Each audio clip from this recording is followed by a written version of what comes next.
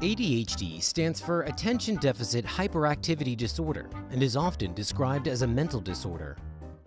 Children with ADHD have trouble paying attention, are hyperactive, and often have difficulty controlling their behavior.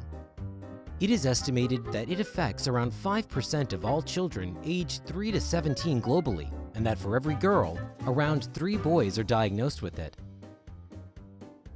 To understand how it affects children in school, let's look at the story of Leo, a 12-year-old boy who goes to school with the best intentions but struggles hard to succeed.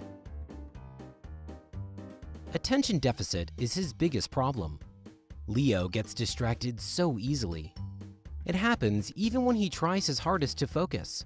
He often realizes that he has suddenly zoned out and has spent the last 15 minutes thinking about something entirely different. Just the tiniest thing can get him off track. To him, it feels like his brain is broken. He is also forgetful.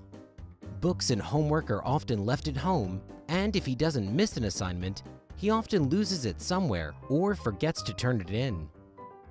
His grades are terrible, and some teachers are beginning to think that he is a lost case. Then there is his hyperactivity. When they have to do group work, he is restless and has trouble staying focused. Staying calm and listening while others speak can completely drain him, making any normal conversation a serious challenge. To him, it feels like there is no capacity left in his brain to deal with all the input that needs to be processed. He then feels angry about not being able to follow along. To help cope with his hyperactivity, he likes to keep his hands busy all the time. Last, there is his impulsive behavior. He often cannot refrain from saying things that come to his mind. Sometimes he tries hard to control himself, but then just blurts out and interrupts others. His classmates find this annoying. He later regrets his hot-headed behavior, but he knows that unfortunately, he will do it again and again. It seems to him that he can't learn from his mistakes. Teachers get frustrated trying to get him to behave. Others become impatient, give up, or distance themselves. After he is diagnosed and receives support through concrete steps, things begin to get better. At school, he is seated next to a supportive student in the front row of the class. He gets a notebook that lists all his assignments to help him remember.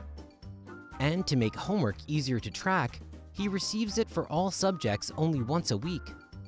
To relax, he is allowed to use fidget objects during lessons and take short breaks when needed.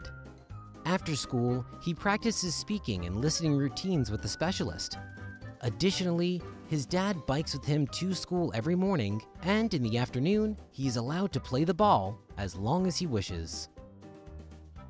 For severe cases of ADHD, prescription drugs are often prescribed. Before that happens, children like Leo need to undergo a professional, age-appropriate diagnosis by a child psychologist who will try to look below the surface. ADHD could just be the tip of the iceberg. The root cause might be drama at home, bullying at school, poor sleep, or the wrong diet. Sir Ken Robinson told the story of Gillian Lynn, an 8-year-old girl that was said to have a learning disorder. She could not concentrate and never sat still.